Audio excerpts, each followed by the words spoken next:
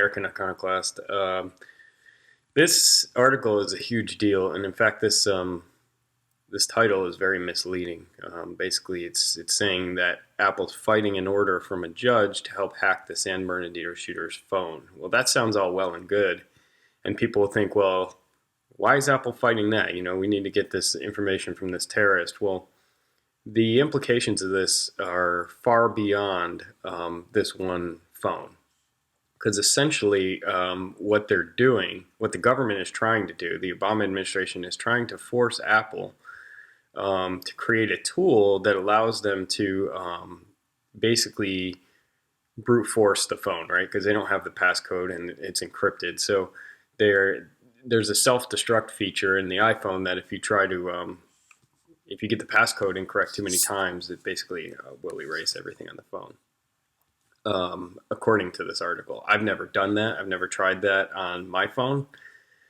Believe it exists because it's coming from Apple. Let's see if I can find that one section here. And while I'm doing that, I just want to say I do work in information security. So this kind of article is exactly what I do for a living. So I'm not just talking out of my ass here. I know the implications of this right here. This is kind of a big deal.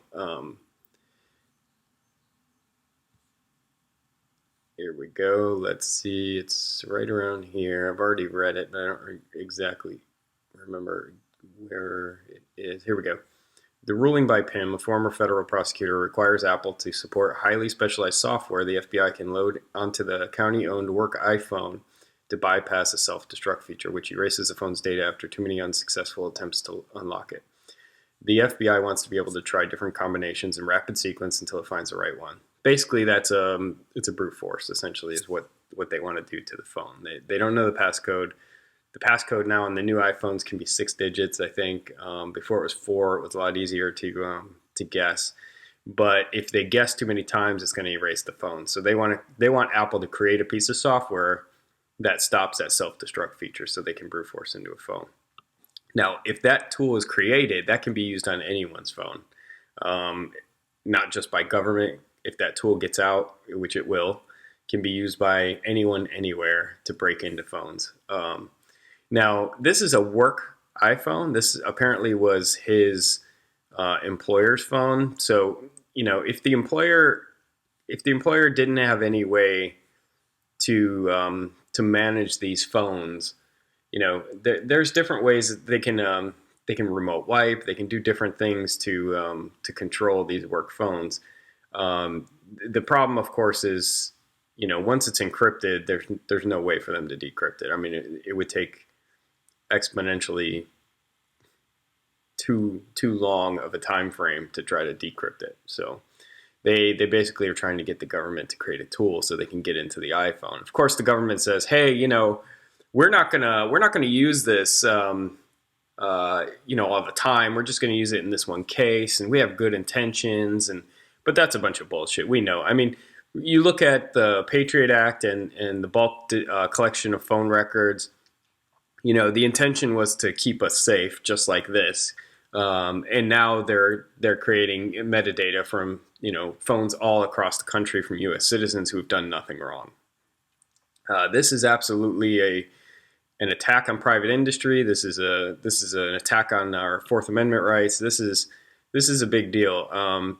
To put it into context, if the government were, and I'm not saying it would, but if the government were ever to get oppressive, communication is key to overthrowing an oppressive government. It used to be you had to line up with muskets, and you had to get out and take it back by force, and communication was a lot more difficult. But now, communication, encryption, privacy has become such a integral piece of human freedom that any attack on that is a big deal. So I'm glad that Apple's fighting this. I think it's the right thing to do. and basically Tim Cook says building a version of iOS that bypasses security in this way would undeniably create a backdoor. While the government may argue that its use would be limited to this case, there's no way to guarantee such control. So a federal, I don't know if it's a federal judge, but a judge ruled that they need to create a backdoor essentially. And I don't know if this is going to be a tool or a new version of iOS.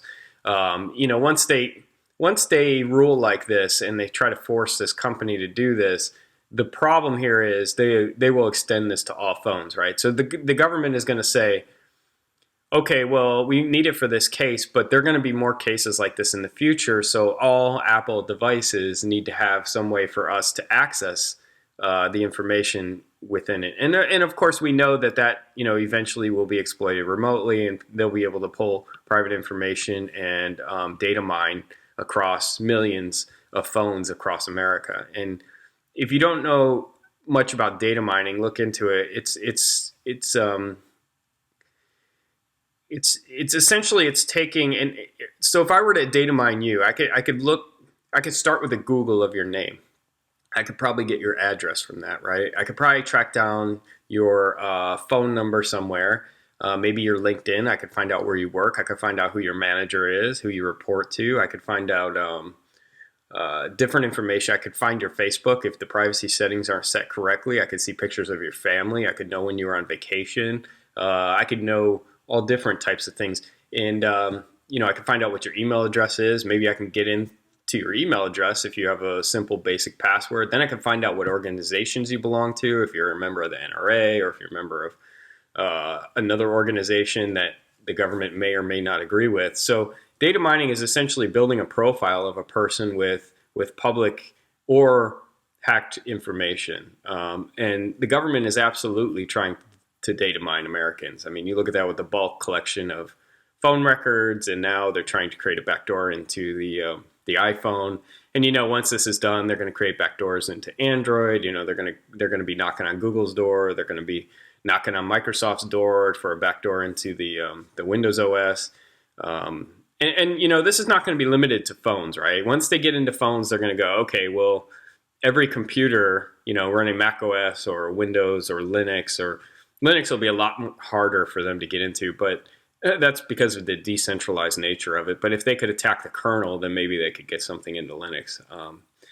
But that's more unlikely considering the open source aspects of Linux. Someone could essentially create a patch or remove the backdoor.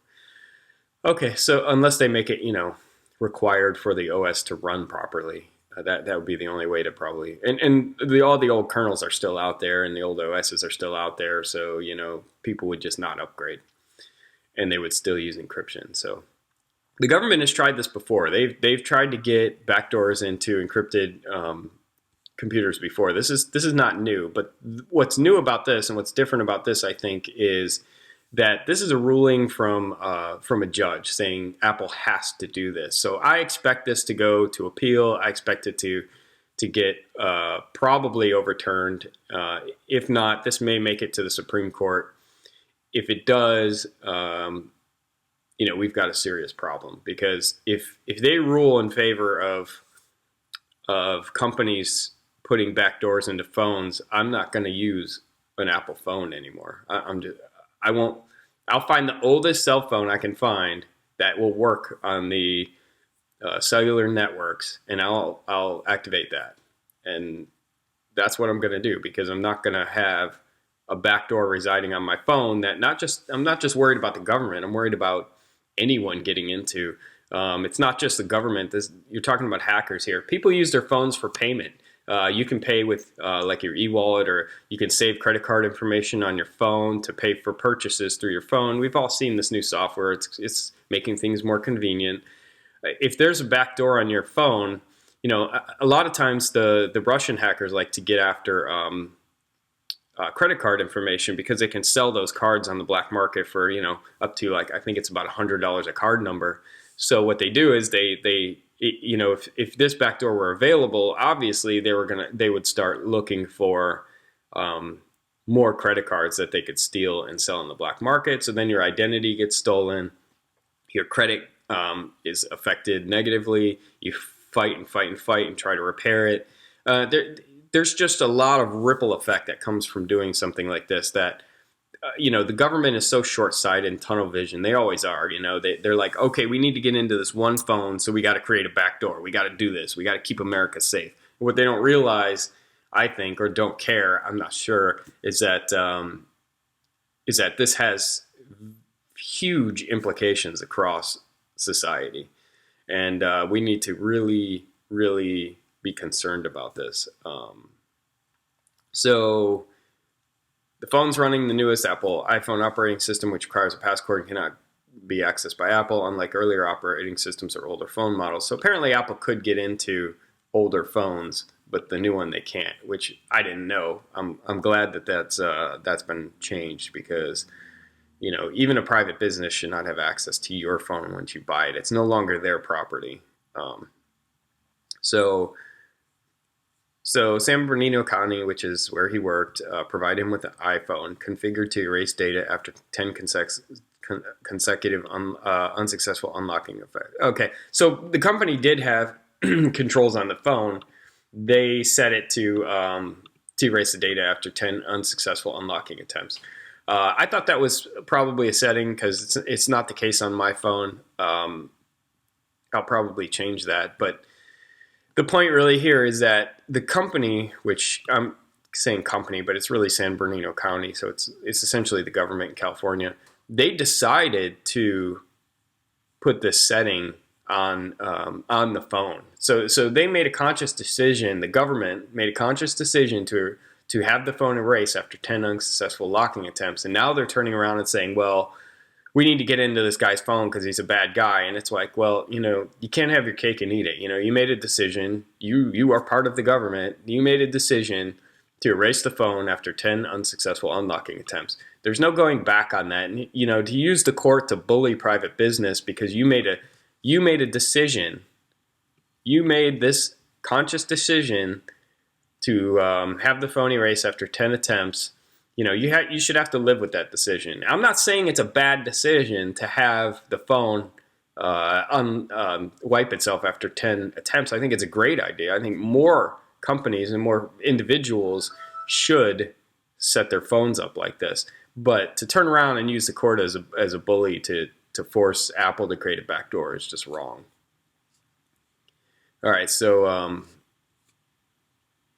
so the judge didn't spell out her rationale in her 3-page order, but the ruling comes amid a similar case in the U.S. District Court for the Eastern District of New York.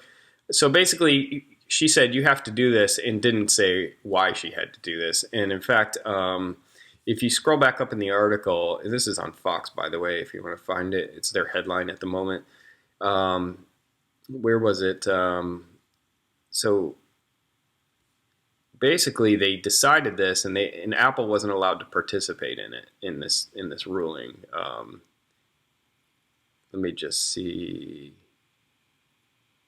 Here's the FBI director, James Comey, told members of Congress last week that the encryption is a major problem for law enforcement who find a device that can't be opened even when a judge says there's probable cause to open it. Well, that frankly is just too bad. The greater effect of creating backdoors to encryption outweighs your ability to look into a single case. It just does. I'm sorry. We have individual freedom in this country. This country was built on individual freedom. Me as a person who has an iPhone, who has never done anything wrong, I'm a law-abiding citizen, should not have to have the government looking into my private information as if I'm guilty of a crime. So if you can't get into that device for this single case, we as a society, based on individual freedom, cannot open every single person's private information just so you can get into a select few cases of criminals. It's just not the way individual liberty and freedom works. So let's see if I can find, here we go. Federal prosecutors told the judge in Tuesday's court proceeding, which was conducted without Apple being allowed to participate, that's important, that investigators can't access a work phone used by Farouk because they don't know his passcode and Apple has not cooperated. So Apple has cooperated. In fact, if you look at Tim Cook's, I won't quote it here, but he basically says, they've done everything that they could within the law. There's not a law. There's not the government. There's no law saying that private businesses have to create backdoors into encrypted devices. So I think Apple's right on this one, and I think they're going to win it. I think it's going to take some time, but I do believe they're going to win this, because if you backdoor encryption, it's over. I mean, there was another case here. So the government decided, and just bear with me while I tell this story, but it's important and it relates to this. The government decided that we weren't allowed to export strong encryption to certain countries that are not our allies, be it, Iran and other places like maybe Saudi Arabia and a few others. So American businesses, when they sold computers or appliances or network appliances or phones or anything like that or even SSL certificates for websites to countries that were not our allies, the government had ordered that the encryption was to be weaker, right? So here's what happened. So we exported all this weaker encryption across the world to countries that are not our allies. And what happened was that encryption technology sort of worked its way back into the U.S. And by the time it did, there were companies all over the world and governments running weaker encryption, and it really came out in SSL, because SSL. The encryption, sort of the certificates, worked their way back into the U.S. So you had all these U.S. companies and U.S. allies who were running weak encryption. So essentially, when the intent was for the U.S. to be able to spy on these countries that are not our friends, and the way they did that was putting weaker encryption that could be exploited and decrypted and so, but like anything on the internet, it wiggles its way back into other parts of the world. So essentially, what happened, was that weaker encryption was then exploited, and then everybody had to scramble and rush to try to upgrade all of their encryption strength across all their SSL certificates, and basically, this opened a way for all these countries that we were trying to screw and spy on to then spy on us. So this really shows the short-sightedness of government, and I think again we're seeing this with this article. There's a short-sightedness of government here. They're trying to do something that they don't realize what the repercussions are going to be, or maybe they don't care. Right? This is just their short-sightedness. They're like, okay, we're going to get into this phone, and that's it, and we don't care about the blowback. Let me know what you guys think. Comment, share the video, like the video, and that I would definitely keep your eyes on this one. This one's important, especially if you all have smartphones. This is going to affect you. So anyway, American Iconoclast, have a good one. Peace out.